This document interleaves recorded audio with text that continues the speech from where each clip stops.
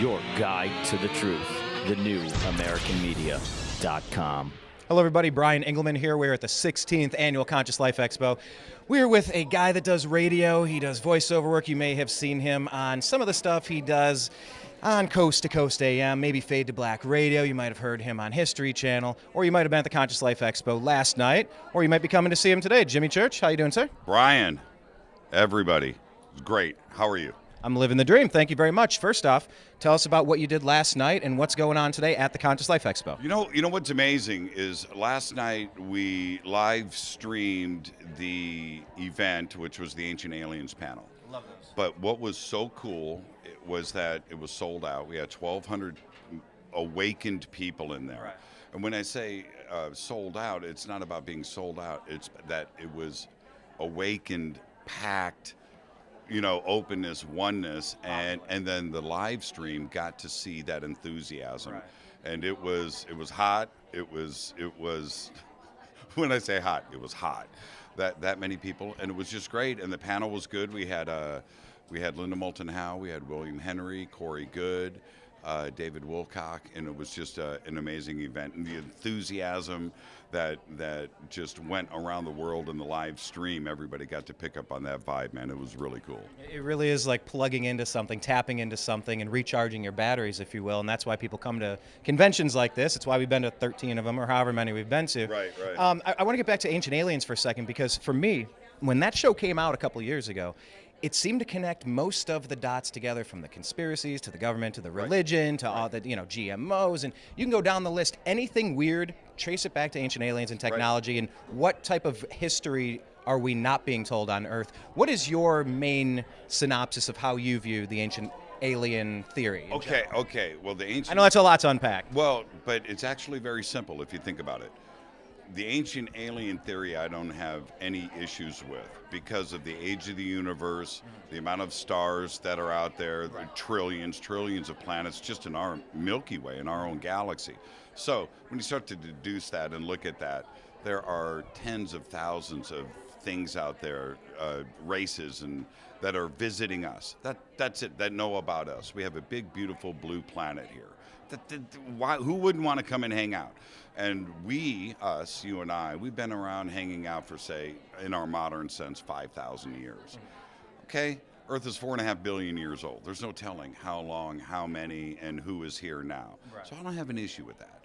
What I really, really love is that Ancient Aliens has opened up the door to people that have never been exposed to ET, UFOs, lost history, right? The pyramid. It's the gateway drug to thinking a different way without being ridiculed. Millions and millions of people every month, fresh and opening this up that would have never really considered it, but it's just because they watch television, they're interested in history, and they kind of check it out, and they're like, wait a minute, Puma Punku, right? So they go and Google, and now the doors open, and there you go. And that is the influence of Ancient Aliens.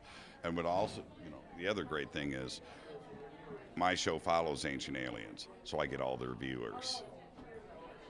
Nice. Tell us about the show, actually. Let's segue.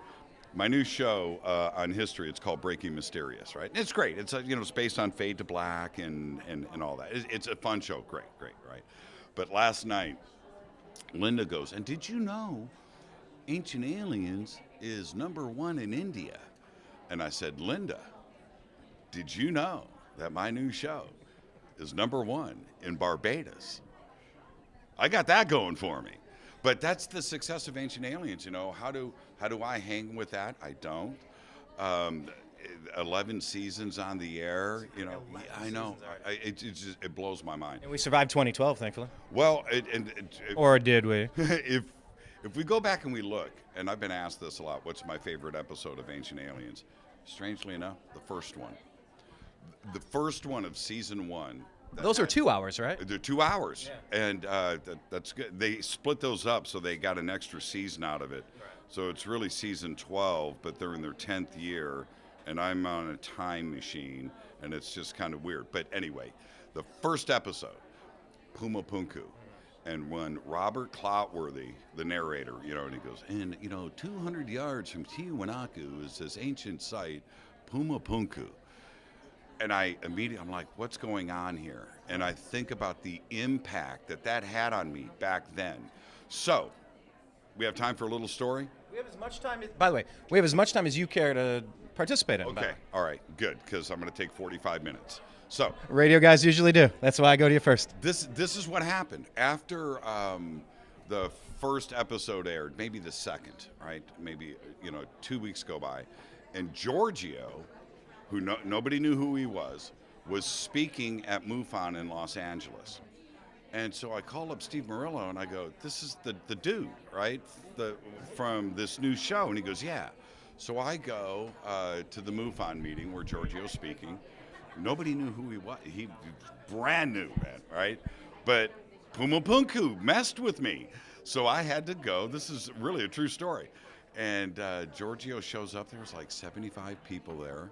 Can you imagine if he did that today? There'd be 5,000, right? It's like when you get to see the Beatles when they're working the kinks out before they get the launch. Yeah, right.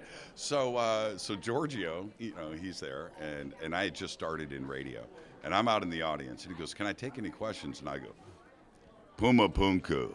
He's like, "Man, where's that voice coming from?" But that was that long ago, and that first episode affected me that much, and it's just right here. Is Pumapunku the H blocks? Yes. Yeah. Yes. Yeah. That might be a launching pad, something Right. And it just affected me, and that what it did to me, it did to countless people too. Same effect. You can't look at those stones. You can't see how that they'll cut your skin. They're that sharp. Chicken bones. They did it with chicken bones. Did it with exactly. Exactly. You hear Bronze Age and you think of smashing rocks together and dragging people by the hair and clubbing a mastodon. You go, there's something else going on here. You don't accidentally get designs like this. Right. And the other part about that, all those blocks are the same, right? They're identical. They had no written language. They had no paper. They had no pens. No, they did not have that. And at that altitude, there's no trees. There's nothing out there. That's right. That's the other right. part. There's nothing there. How did they do this? How did they cut those grooves? How did they drill those holes? How did they make them all identical? Today, we would have to have computers cut these, right? Laser etched, and you can drawings, almost to that degree of precision. Measurements, they didn't have any of this. It just blows my mind. So, was it aliens? I'm doing my meme, my Giorgio Tsoukalos meme. Yeah, and that's the impact that show's had on me. Yeah, it was one of the coolest moments of my life. I was out at where I met you, Contact in the Desert, maybe in June or July of last year. Got to spend the evening talking to Giorgio Tsoukalos and talking to Eric Von Däniken. It was kind of incredible. Yes, that's your flying man right there. Giorgio. Did you? No, literally stole it. Like off of his person. Out of his nightstand, but that's another story.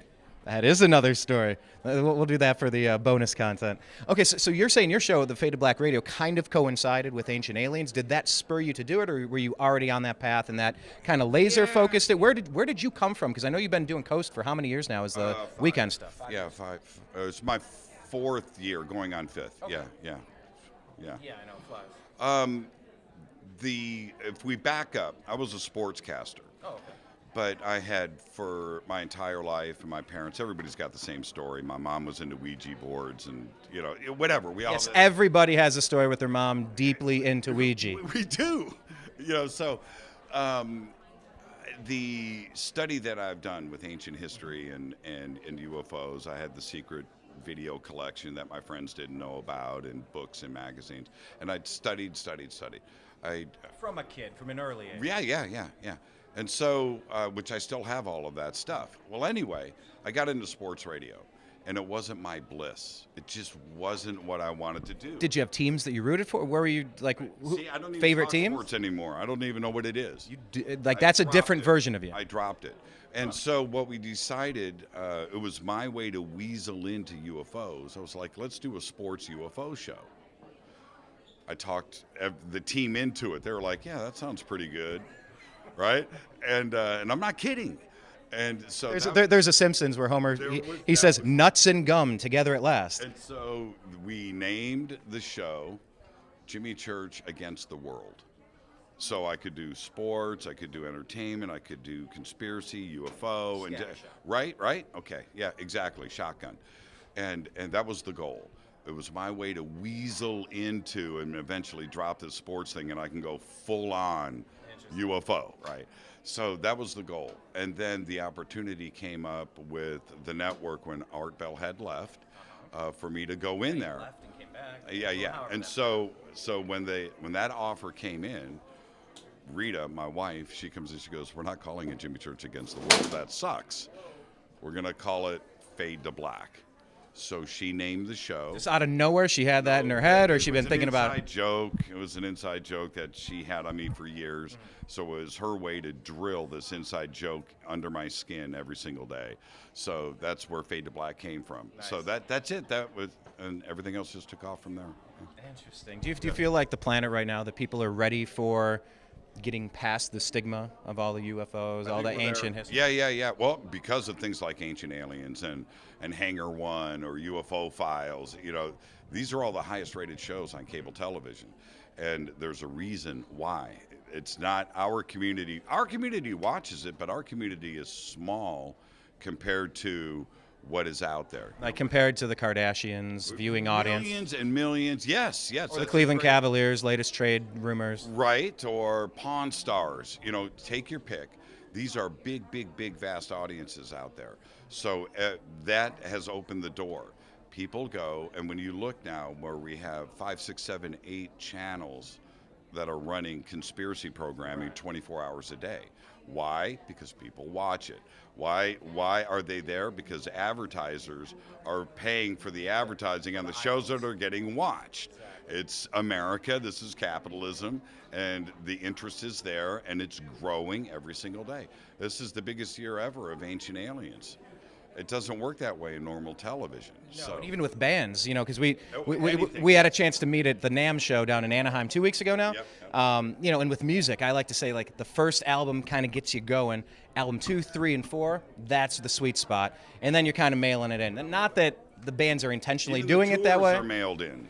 Kind of, sort of, So you want to find that sweet spot. It's weird for a show to peak 12 years in. That's right. What band has peaked at their 12th album? That's right. I mean, there's a few, but it's not a common occurrence. And there's the other part of this, which I really, really enjoy, is the next generation. When you go to conferences like this now, you can walk around and you can see people in their teens, early 20s. This isn't a retirement community, people my age. It used to be, though. Right? And now I'm the old guy in the room, and I used to think that I wasn't, right? That I was the young person. But this awakened, bright generation, they get it. They understand ET contact. They understand near-death experiences. They understand parallel worlds. Maybe it's the movies and TV shows that they were raised with and things. I don't know. But I don't need to explain. You go up to somebody that's 10 years old. Do you believe in aliens? What, you don't? You know what I mean? It's kind of flip-flopped from the... Right, and it has. And so I just love it. And I think that's the best thing. I think that we're in safe hands. I think we're okay.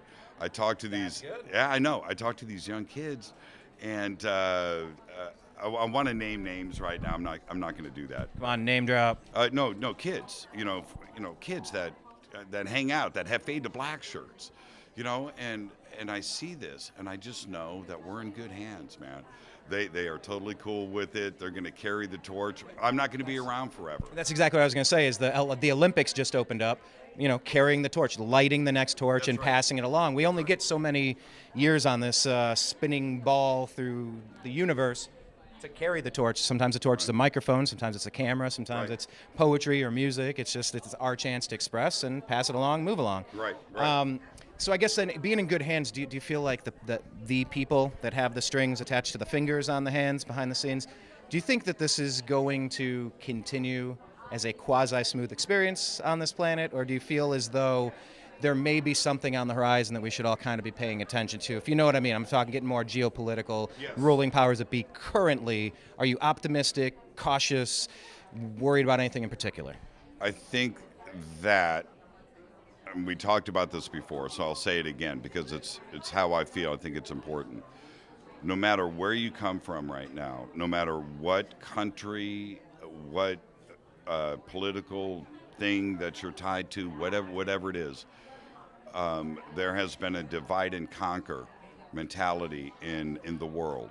It doesn't matter.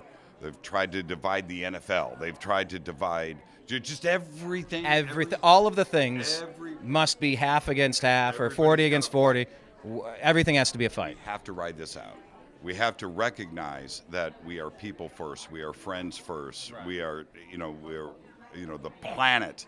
That's what comes first. Fighting amongst ourselves, which has become this de facto standard in social media. And the trolling and getting, people angst that would never say these things in public, but now they're doing it in social media. It blows my mind. There's a Fade to Black creator right there. She's right there. Nice. Is that we've got to stop the divide and conquer. I don't think the kids and the younger generation dig it. They don't appreciate it, but it seems like it's in our DNA, and somehow we've been activated to do this fighting. Yeah, it's interesting because, you talk about, journalism is bad today in social media. It's like, study yellow journalism. Go back to Martin Luther nailing some stuff on a board. Exactly We've right. always been doing this with communication. It's always been there. The Gutenberg Press was invented for yellow journalism, so it's been since day one. Exactly. And I don't say that in jest, right? This was a way to communicate to the masses. And if we go back and we look at those bumps in technology that were really significant, the wheel, pretty cool. Fire, pretty cool. The Gutenberg Press, that Internet. was a big deal. That was the internet. That was it.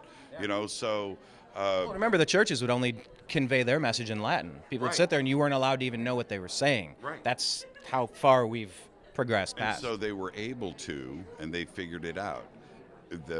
Their internet back then was people talking. Right. Now, if we take it to the next level and we can preserve it, let's print it. Oh, yeah.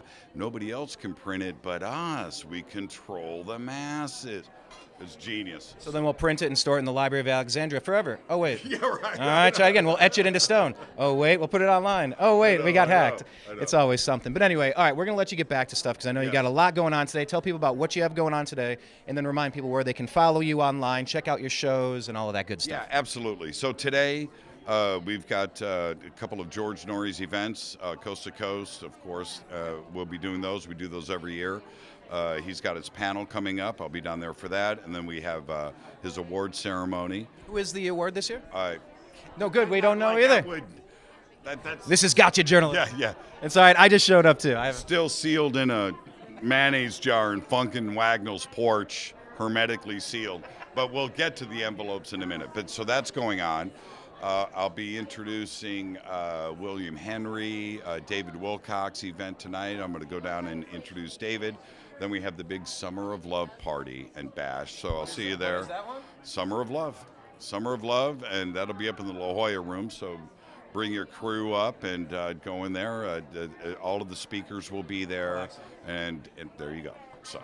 All right, and tell them where to find your shows and stuff online. Fade to Black, JimmyChurchRadio.com, Coast to Coast AM, History Channel. Jimmy, everything has my name in it. You'll find it, and I'll see you. Do the search. Fun guy, music-minded. Brian, you're the best, man. Thank you so much. Thinker. Enjoy the show. Thank you for your time. Peace out.